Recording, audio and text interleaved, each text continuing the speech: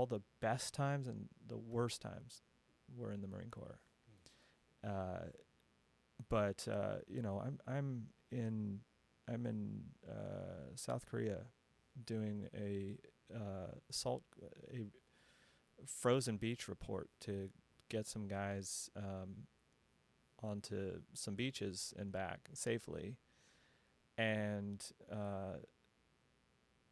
the colonel's like, "Hey," or no, he didn't say that. Howdy, partner. Can you do me a favor?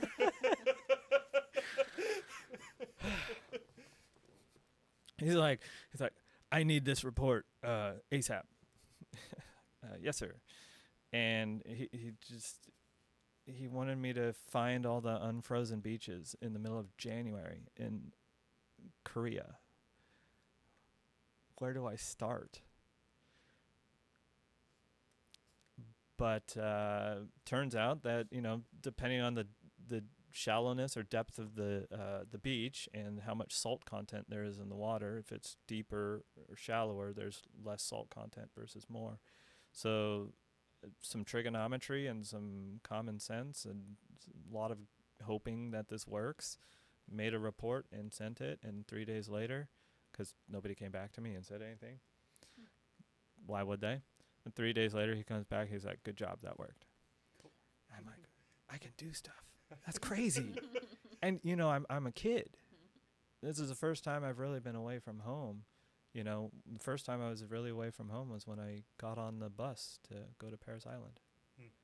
So, What would you say is I love going back to how you described it earlier, that each of your life is sort of in chapters. You almost had one life up until you were in 18, then lived a whole nother life for about 5 years.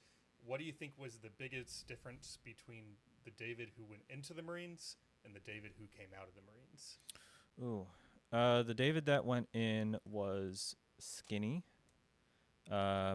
very skinny. I got an award for most changed in my senior year of high school because I went from knowing nothing about how to lift to being able to lift 90 pounds, which is great. Yeah. So I got an award for that. Most improved, which is awesome when you have zero baseline. Yeah. So that was good. And I was obsessed with learning more. I was obsessed with growing. I was obsessed with the gym.